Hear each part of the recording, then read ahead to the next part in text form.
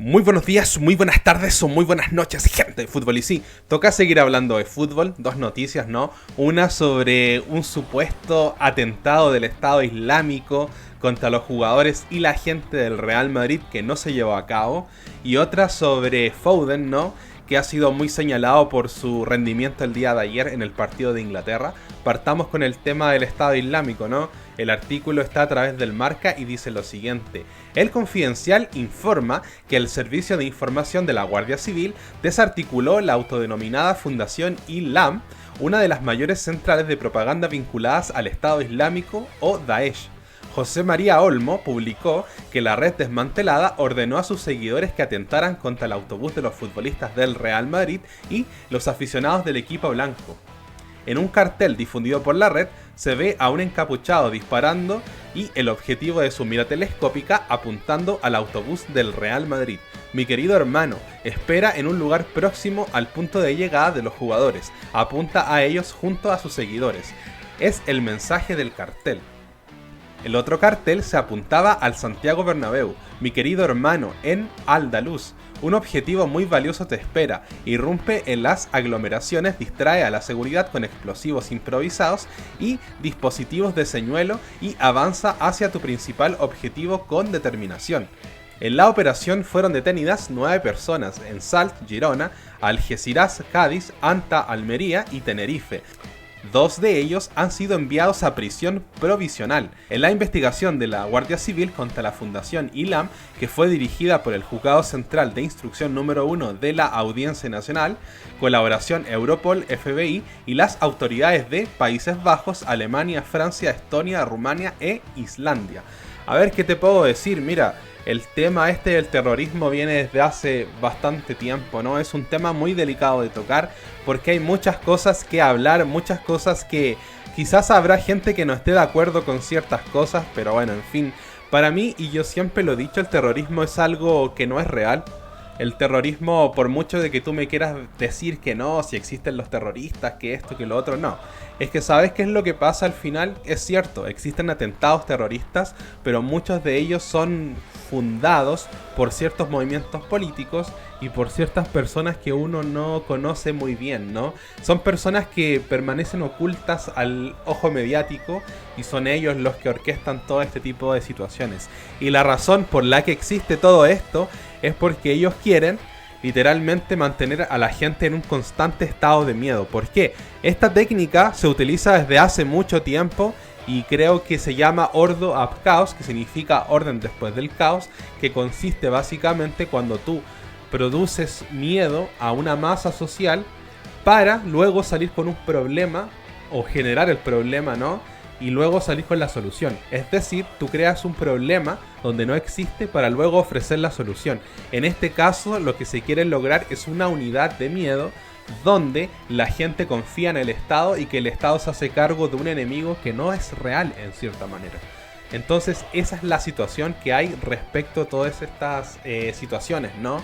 Y por lo tanto siempre hay que tener mucho ojo con todo este tema. Yo no quiero decir que los ataques no sean del todo reales, porque lo son. Hay gente que fallece en los ataques. Obviamente siempre hay bajas, pero hay que recordar que estas situaciones no son del todo reales. Y pues bien, al final han sido desbaratada la operación.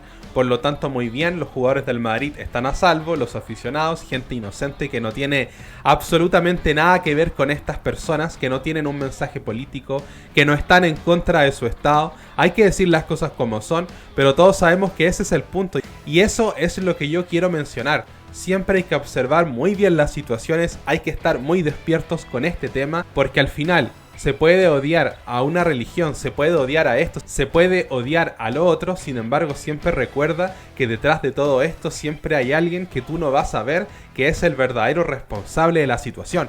Y pasando a otra noticia, vamos a hablar un poco del tema de la Eurocopa, ¿no? Y de Foden, que ha sido el gran señalado contra Serbia. El artículo está a través del Sport y dice lo siguiente: la mejor versión de muchísimos futbolistas depende de quién o quienes lo rodeen sobre el césped. Y claro, cuando dejan sus clubes para jugar con sus selecciones o viceversa, les puede costar explotar sus cualidades al máximo y dejar de ser tan diferenciales en un partido. Ayer Inglaterra ganó, pero no convenció. Sí que es verdad que enfrente tenía una Serbia con bastantes nombres propios y con, sobre todo, un gran potencial ofensivo, pero se esperaba mucho más de una selección con tantísimas estrellas. La buena noticia, que sumó sus primeros 3 puntos en el torneo. Que ayer no desplegara el fútbol que la convierte en una de las favoritas no significa que deje de ser una de las candidatas al título, porque lo sigue siendo, pero sí que preocupa que algunos de los futbolistas con más talento pasaron de puntillas por el partido. Phil Foden estuvo desaparecido en combate, no tuvo incidencia alguna en el estreno de los Three Lions en la Eurocopa. Las estadísticas hablan por sí solas, no disparó ni una vez a portería, tocó 64 veces el balón, realizó 49 pases, no completó ni un regate y perdió 10 balones. Sin embargo, no fue sustituido. Bowen entró por Saka y jugó los 90 minutos ante Serbia y fue totalmente opacado por un Jude Bellingham que estuvo en todas partes. Eso sí, se podría decir a su favor que actuó de extremo izquierdo cuando en el Manchester City se le vio brillar esta temporada en el costado derecho o de media punta, y como Jude tenía libertad completa de movimiento, fue omnipresente en una Inglaterra gris y que, sobre todo en la segunda parte, se desentendió de la posesión del balón y prácticamente se encerró en su área para conservar su renta en el marcador. Phil entró en contacto con el balón varias veces pero sin trascendencia alguna, en un partido donde ambas bandas generaron poco peligro. Una de las ocasiones prometedoras en el partido la protagonizó Bukayo Saka en el costado derecho, ya que de su bota derecha nació el solitario tanto de Bellingham. A ver, mira, yo quiero hablar de este tema porque me parece muy interesante y la razón de por qué Phil Foden no realmente logra rendir en Inglaterra. Mira, ¿sabes qué es lo que pasa? Es que yo siempre he dicho que el estilo Guardiola es un estilo normalizador. ¿A qué me refiero con esto? Guardiola hace mejores a los peores y hace peores a los mejores. Ese es el tema. ¿Se entiende? Entonces los normaliza.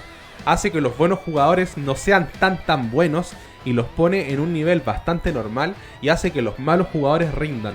Te pongo caso, por ejemplo el caso de Phil Foden. Phil Foden no es un mal futbolista, pero para mí es un futbolista que está por debajo de la media, que solamente ha rendido bajo el sistema de Guardiola, y sin ese sistema que tiene Guardiola es muy difícil que él pueda rendir porque no es un gran futbolista. Creo que le falta mucho regate, le falta físico, le falta velocidad, lo que sí tiene es remate, pero para eso necesita un equipo que se mueva constantemente, ¿se entiende? Que le genere oportunidades, que juegue para él, y solamente el City tiene ese esquema. Por lo tanto, ese es el peso de jugar bajo el sistema de Guardiola, que te hace dependiente del sistema. Sin el sistema quedas bastante señalado, y ese es el tema, porque hay muchos jugadores que no son buenos y que bajo el sistema de Guardiola se transforman en buenos jugadores y después cuando los llaman a la selección no rinden. Y hay otros casos que hay jugadores que son buenos y siguen siendo buenos, ¿se entiende? Como lo fue por ejemplo el caso de Iniesta, de Xavi, ¿no? Que eran jugadores que rendían bajo el sistema de Guardiola y cuando jugaban por la selección seguían jugando muy bien porque eran absolutamente muy buenos. También hay que decir que tiene la suerte en este caso Iniesta de que casi toda la selección en ese tiempo era el equipo del Fútbol Club Barcelona, así que era jugar básicamente con los mismos jugadores, ¿no? Pero yo creo que ese es el peso de jugar bajo la tutela de Guardiola, ¿no? Que al final tú te transformas en un gran jugador bajo ese sistema, lo comprendes, pero cuando tienes que jugar a un sistema que no está tan estructurado y que no es el mismo y que no tiene los mismos automatismos, se sufre bastante.